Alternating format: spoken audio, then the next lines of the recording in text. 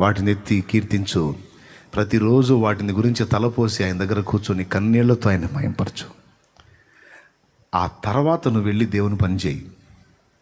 చిన్నదైనా పెద్దదైనా అది ఎంత ఫలభరితంగా ఉంటుందో, అది ఎంత సంతృప్తికరంగా ఉంటుందో నీకే అర్థమైంది.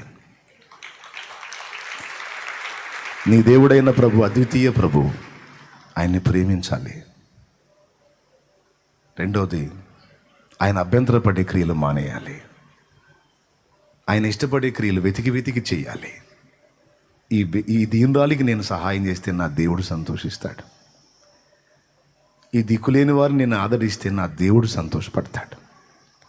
ఈ కలతల్లో ఉన్న వాళ్ళకి అంత ఓదార్పు మాట నేను పలికితే నా దేవుడు సంతోషిస్తాడు. బీదలైన వీరికి అంత సహాయం చేస్తే నా దేవుడు తృప్తి పడతాడు. అక్కరగల్ల వీరికి నాకున్న అవకాశంలో అంత సహాయం చేస్తే నా దేవుడు సంతోషిస్తాడు. వెతికి వెతికి ఆయన సంతోషపడే కార్యాలు చేయాలి. ఆయనకు అభ్యంతరం కలిగించేవి, ఆయన బాధపడేవి మానేయాలి. ఫలానాది నేను చెప్పను, నీ మనస్సాక్షే నీకు చెప్తుంది. నేను ఈ పని చేస్తున్నాను, నా దేవుడు ఇష్టపడతాడా? దీన్ని ఒప్పుకుంటాడా? ఒప్పుకోడు. ఆయన అభ్యంతరపడేది నేను ఎందుకు చేయాలి? ఆయన అంటే నాకు ఇష్టం. నన్ను బట్టి ఆయన బాధపడకూడదు. ఒక్క తప్పు చేశాడు భయంకరంగా. ఊరియా భార్య అయిన బత్షెబా దగ్గర, ఊరియా దగ్గర జీవితకాలం పశ్చాత్తాపడ్డాడు. నేనేనా దేవా ఇంత పని చేసింది? నేనైనా ఇంత నీచంగా ప్రవర్తించింది? అయ్యో నా ప్రభువా, నేనెంత పాపాత్ముడయ్యా, నేనెంత తప్పు చేశానయ్యా, నేనెంత నీచున్నయ్యా. దేవుడిని ఏమంటాడు తెలుసా? దేవా, నువ్వు న్యాయవంతుడవు దేవా. తీర్పు తీర్చున్నప్పుడు నీవు నిర్మలుడుగా కనపడతావు. నువ్వు తప్పు చేయవు దేవా. నేను పాపంలో పుట్టా. పాపంలోనే నా తల్లి నన్ను గర్భం ధరించింది. అది నాలో పనిచేసింది దేవా. అందుకే నేను ఇంత నీచమైన ప్రవర్తనకు ఒడిగట్టాను దేవా. నీ దావీదును అసహించుకోకు దేవా. నీ దావీదును అసహించుకోకు. త్రోసివేయకు ప్రభు, త్రోసివేయకు ప్రభు.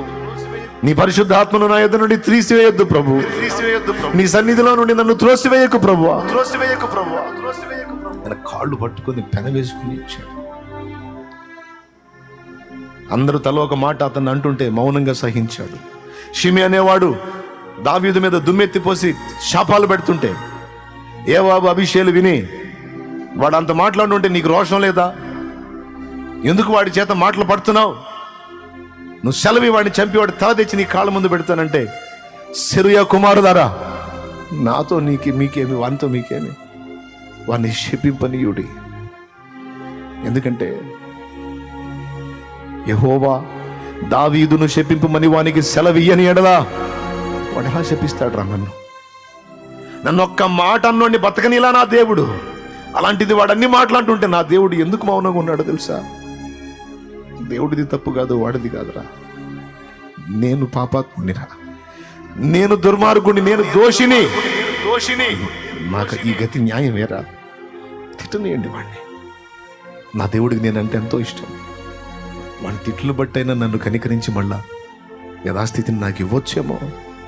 అడ్డగించకండి, వాడిని శపించనియండి అంటాడు. పశ్చాత్తాపం. దేవుణ్ణి సనగల, దేవుణ్ణి కొనగల. దేవా, నువ్వు న్యాయవంతుడివే. నాకే తీర్పు తీర్చినా, నాకే స్థితి ఇచ్చినా నువ్వు న్యాయవంతుడివే. నీ దగ్గర తప్పు ఉండదు, ఉన్నదంతా నా దగ్గరే ఉంది. బా. అందుకు దావీదు దైవ చిత్తానుసారమైన మనస్సు గలవాడు. Praise the lord. ఇలా ఆలోచిద్దాం, ప్రార్థన చేద్దాం, సరి చేసుకుందాం. పొరుగువాన్ని ప్రేమించు అంటే పొరుగువానికి అభ్యంతరం కలిగేవి ఏవి చేయటానికి ఇష్టపడం. పొరుగువాని భార్యను ఆశిస్తే వాడికి అన్యాయమే కదా. నేను ఎందుకు చేయాలి? పొరుగువాని ఆహారాన్ని నేను దోచుకుంటే వాడు కడుపు కొట్టినట్టయితే కదా. నేను ఎందుకు చేయాలి? పొరుగువాన్ని నలుగురిలో నవ్వుల పాలు చేస్తే పాపం వాడి లైఫ్ను పాడు చేసినట్టయితే కదా. నేను ఎందుకు చేయాలి అని పొరుగువాన్ని నేను ప్రేమించాలి అంటే పొరుగువానికి అభ్యంతరం కలగకుండా చూసుకోవాలి అని అన్ని విషయాల్లో బ్యాలెన్స్ అయిపోతావు. అందుకే 24 చెప్పాల, 2 దేవుణ్ణి ప్రేమించు, పొరుగువాడిని ప్రేమించు. నన్ను నిజంగా నువ్వు ప్రేమిస్తే నేను కోరే ఈ 2 మాటలు నువ్వు నెరవేర్చు అంటాడు యేసయ్య. మీరు నన్ను ప్రేమించిన ఎడల నా ఆజ్ఞలను గైకొందురు. ఏంటి చెప్పండి. ఫస్ట్ దేవుడిని ఎందుకు ప్రేమించాలి? న్యాయం గనుక, అది ముఖ్యం గనుక. పొరుగువాడిని ఎందుకు ప్రేమించాలి? దేవుడు చెప్పాడు గనక, అతడు కూడా దేవుని పోలికలో చేయబడ్డవాడు గనక. రైట్. ఈ ప్రేమను సాధన చేయటం చిన్న విషయం కాదు, కానీ సాధించాలి. ప్రేమ లేనివాడు దేవుణ్ణి ఎరగడు. ప్రేమ గలవాడు దేవుణ్ణి ఎరుగున్నాడు. ప్రేమ కలిగి ఉన్నవాడు దేవుణ్ణే కలిగి ఉన్నాడు. ప్రేమే ప్రభు, ప్రభువే ప్రేమ. పవిత్రమైన ప్రేమ ప్రభువే. దేవుడు ప్రేమ స్వరూపి ఉన్నాడు. రండి ప్రార్థన చేద్దాం. తలలోంచి కళ్ళు మూయండి. చిన్న ప్రార్థన చేసుకొని మనం ముగించుకుందాం. కొంచెం ఆలోచిద్దాం. మనం విన్న సంగతులు. ఎవరు కళ్ళు తెరవద్దు దయచేసి. మోకాళ్ళుని ప్రార్థనలో ఉందాం. దైవజనులు ఒకరు ప్రార్థన చేస్తారు.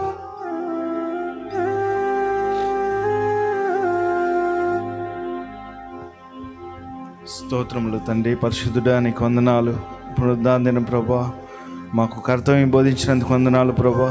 నీ ఆజ్ఞని మీరు మేము జీవించాము, దయతో క్షమించండి. నీ మాట ప్రకారం జీవించే భాగ్యము దయచేయండి ప్రభా. తండ్రి, నిన్ను వల్ల నీ పొరుగువాడిని ప్రేమించమని లేఖనం సెలవిస్తా ఉంది కనుక ప్రభా, 2 ఆజ్ఞలు గైకొన్నమన్నావు కదా ప్రభా. ఆజ్ఞలు గైకొని ప్రభా నిన్ను సంతోషపెట్టే భాగ్యము దయచేయండి. కృతజ్ఞత కలిగి జీవించే భాగ్యం మాకు దయచేయండి. దావీదు ఏ విధంగా జీవించాడో ప్రభా, అటు భాగ్యం దయచేయమని ప్రార్థన చేస్తా ఉన్నాం ప్రభా. అయ్యా మేము అయ్యా అయోగ్యులము ప్రభా, నీ కృప ద్వారా రక్షించుకున్నాం, నీ పరిచయలోకి పిలుచుకున్నాం ప్రభా. అయ్యా మరియ వాళ్ళే ప్రభా నీతో సహవాసం కలిగి తర్వాత మార్త వల్ల పరిచయం చేస్తే ధన్యతను భాగ్యం మాకు దయచేయండి. నీతో సహవాసం కలిగే ధన్యతను మాకు ఇచ్చినందుకు వందనాలు, కృతజ్ఞతాస్తుతులు చెల్లిస్తున్నాం. మీ ఆత్మ సహాయాన్ని వేడుకొని ఈ దాసుని నిలబెట్టుకొని మాతో మాట్లాడినందుకు వందనాలు, కృతజ్ఞతాస్తుతులు చెల్లిస్తున్నాం. యేసునామమున ప్రార్థించి వేడుచున్నాం తండ్రి. ఆమేన్.